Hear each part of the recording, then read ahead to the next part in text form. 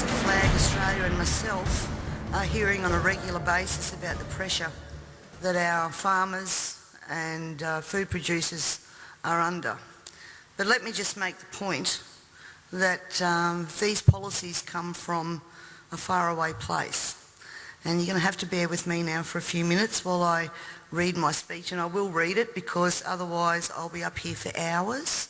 I get a bit carried away with this, so I've contained it to as smaller speech as I can do. But we are in trouble, and we all need to pull together on this.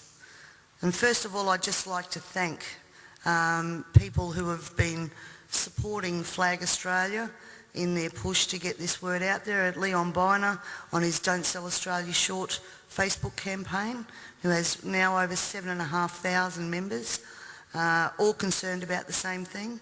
Sean Perry from 5AA Talkback, who has allowed Peter and myself many times to go on there for hours at a time to get these issues aired and discussed.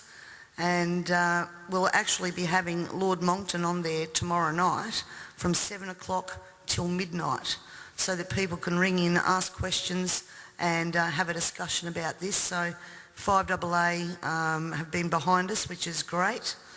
And also the Southern Argus newspaper. They have been so supportive of getting the message out there of the stress that our primary producers are under. And we really can't thank all of those people enough. So now I'll start to read. Again, thank you all for coming here today. I also thank the many people behind the scenes who have helped to educate me on the global issues and how they are being implemented at a state level so that I can be an effective elected member of your parliament. And while I'm speaking to you today, I'm going to quote a number of people from various influential positions on the international stage. And I'll leave it with you to make up your mind if you want to continue to head in the direction that we're going. I first stumbled across Agenda 21 in about 2008. And quite frankly, my first reaction was to dismiss what I was reading, because I didn't believe that any government in Australia would take us down this road. Then I began to see a legislative pattern emerging in Parliament which concerned me greatly, and I also started to see the tenor of legislation that we were passing. I did air those concerns in Parliament and it was dismissed and ignored. The words Agenda 21, ladies and gentlemen, were never meant to be spoken. And if they were, then of course it would be dismissed as a conspiracy theory. Because if people knew Agenda 21 and what it stood for, there's plenty of information out there where they could actually learn what the end game was, and governments didn't want that to be known. My dad always said to me that people only lie for two reasons. One reason is because you're ashamed of what you're doing, and the second reason is that you don't want people to be warned just before you screw them. And I honestly believe that these secrets have been, thank you, that these secrets have been kept for both of those reasons. Ladies and gentlemen, the origins of the environmental movement as we see it began back in 1968 when the Club of Rome was formed. The Club of Rome has been described as a crisis think tank which specialises in crisis creation. The main purpose of this think tank was to formulate a crisis that would unite the world and condition us to the idea of global solutions to local problems. In a document called The First Global Revolution, authored by Alexander King and Bertrand Schneider, on pages 104 and 105, it stated, "In searching for a new enemy to unite us, we came up with the idea that pollution, the threat of global warming, water shortages, famine and the like would fit the bill. All these dangers, of course, will be caused by human intervention that will require a global response." That's the origin of global warming, ladies and gentlemen. In 1975, Australia agreed to bring in a new economic order via the Lima Declaration on the Second Conference of the United Nations Industrial Development Organisation. The outcome of this was, as I said, the Lima Declaration, which was the blueprint for the redeployment of tools, jobs and manufacturing to the developing nations, leaving countries like Australia short of technology, a manufacturing base and jobs. Blind Freddie can now see what the outcome of that has been for our country, with their unworkable trade and tariffs agreements hand in hand with this that have followed as a matter of course. This is now a reality, with around 90% of our agriculture and manufacturing just gone. Australia signed the Lima Declaration and hundreds of others with the support of all major political players: Whitlam, Fraser, Hawke, Keating, Hewson, Howard, Rudd, the Democrats, the Greens and even the Nationals. It has been put to me that all of these treaties were the foundation for the rollout of Agenda 21, and it seems that Australia has been moved around the global chessboard, and our so-called leaders were either complicit or naive to the long-term consequences. And now we're almost at checkmate.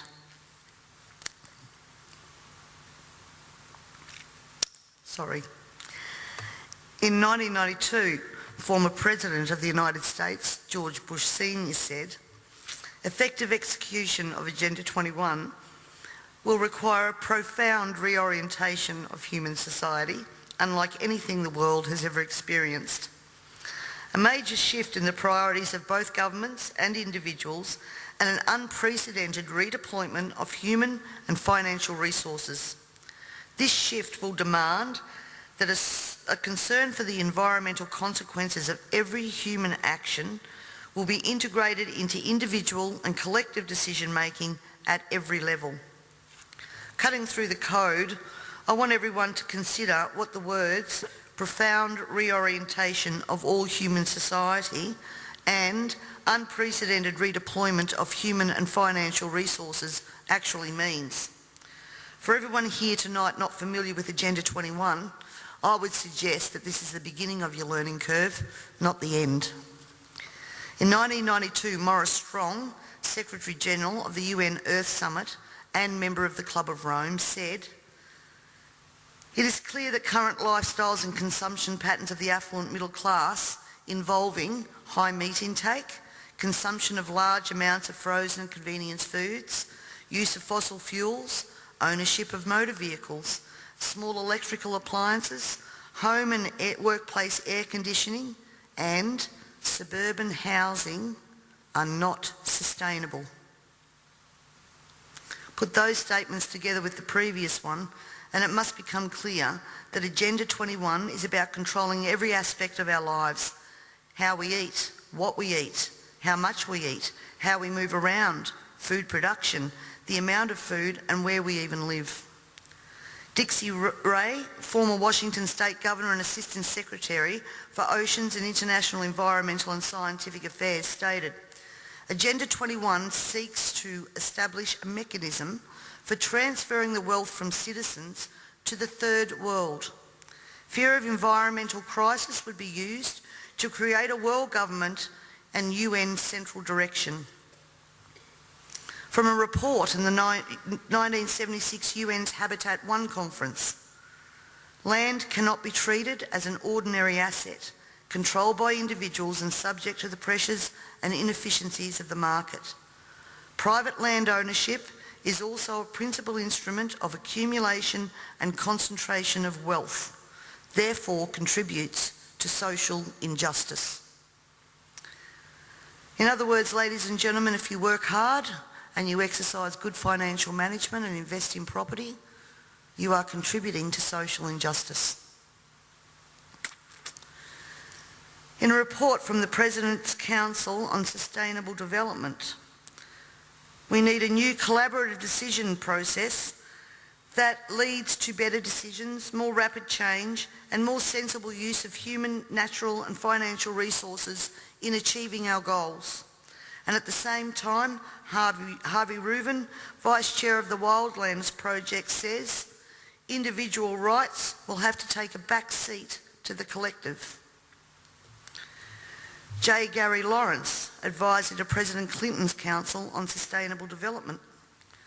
Participating in a UN advocated planning process would very likely bring out many of the conspiracy fixated groups and individuals in our society, and here we are. This segment of our society, who fear one world government and UN invasion, through which our individual freedoms will be stripped away, would actively work to defeat any elected official who joined the conspiracy by undertaking Agenda 21. So we will call our process something else. We will call it comprehensive planning or growth management or smart growth. We ended up with sustainable development.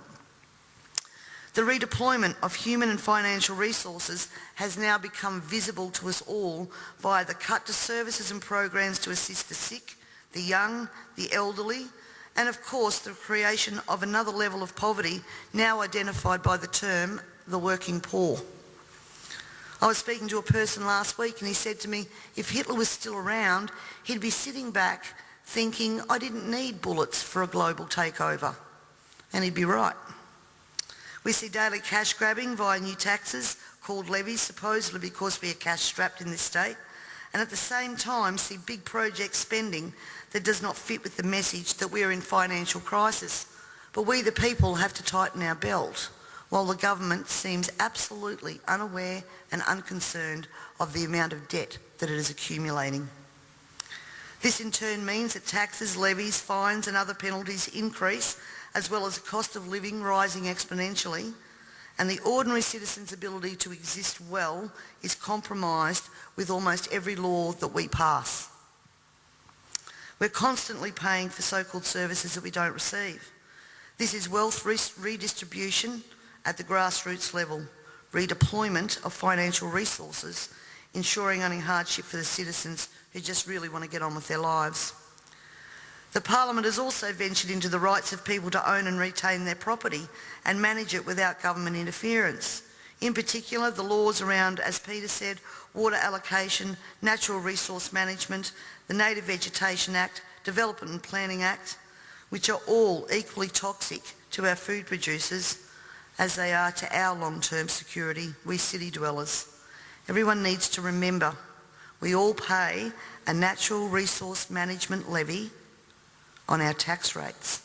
So this is not just going to affect the food producers. The intrusions into our property that Peter was talking about that land producers are going through will roll out into the suburbs and into the city because they have the authority to do that.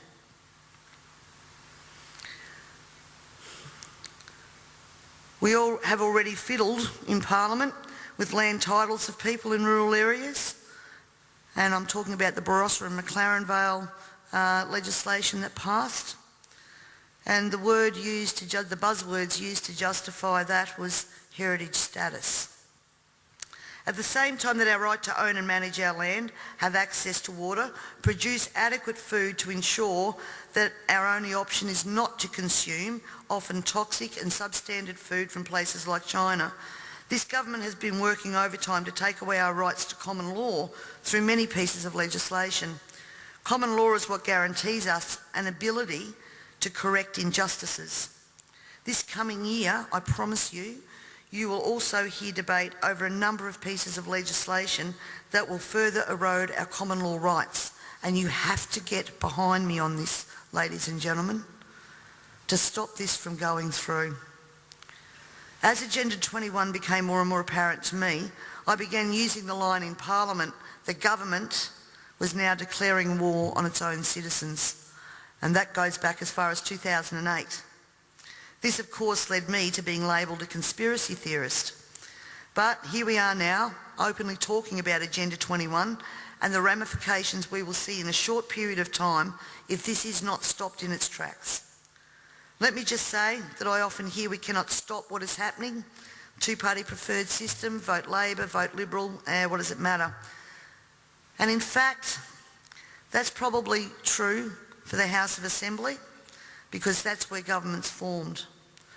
But ladies and gentlemen, here in South Australia we have the Legislative Council, the House of Review. And my friends, that is where the true power does lie. And the last thing that governments want you to understand is that no matter who is in power, the Legislative Council is there for checks and balances. And when the Legislative Council isn't overly influenced by the major parties, legislation can be blocked.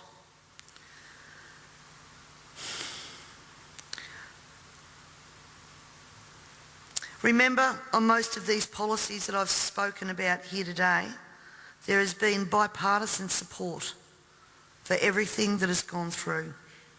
When the major parties join together, then the crossbenchers and minor parties, basically our vote is null and void.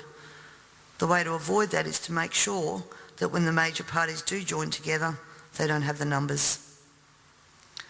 For way too long now, we the people have been asleep at the wheel, and it is time to wake up and participate in the democratic process. And to do that, you need to understand the parliamentary and political system that you are trying to rein in. In 1972, the Club of Rome published the alarmist Limits to Growth document, warning of worldwide overpopulation, the need for sustainable development. This was the beginning of the slow process of social engineering and programming people to accept that the planet is struggling to sustain life. On the 8th of October 1973, the New York Times reported a quote from Ted Turner, also Club of Rome: "The social experiment in China under Chairman Mao's leadership is one of the most important and successful in human history." In 1987, Mikhail Gorbachev, also a member of Club of Rome, said, "We are moving toward a new world order, the world of communism, and we shall never turn off that road." He also quoted in 1996 Monetary and Economic Review on page 5, "The environmental crisis will be the international disaster that will unlock the new world order, one world government." In 1992 came the Earth Summit, which produced the document called the Earth Charter. This document was co-written by Maurice Strong, long-time globalist, elitist, member of Club of Rome, and Mikhail Gorbachev. Both Strong and Gorbachev stated that it was hoped that this document would be adopted as the new 10 Commandments, with environmentalism as the new one world religion. Out of this summit came Agenda 21. Ted Turner, who was also a member of the Club of Rome, was quoted as saying in 1996, "The total population of 250 to 300 million people is ideal. That means a reduction of 95% from present levels would be even more ideal. Anyone who abhors the China one-child policy is simply a dum-dum." In 1998, the Baltimore Sun reported on July the 7th, most of Ted Turner's first donation to the UN of $22 million went to programs that seek to stall population. Another goal of the depopulation process is that the upcoming generation will submit to sterilisation to save Mother Earth. Ladies and gentlemen, everything I've said here tonight can be verified by document searches, and it is now time for us all to take off our blinkers and encourage our neighbours to take off their blinkers. And it's also time for you to demand that every person you elect fully understands this policy that is being rolled out via local, state and federal government at a concerning rate. We're not talking about decades, we're talking about only years before this is fully implemented. And every day another law is passed, is introduced to produce the end game of Agenda 21 being fully implemented. So the question that Lord Monckton asks, carbon tax, climate change and Agenda 21, can democracy survive all three? Needs to be answered, and answered now. And you need to find out from your elected members what they know of Agenda 21, and if they don't know it, educate them. And if they don't know it, then push them to understand what they are voting on in Parliament, because this is crossroads. I thank you all very much for your time and for your attention, and I would now like to take the opportunity to introduce Lord Christopher Monckton. Thank you.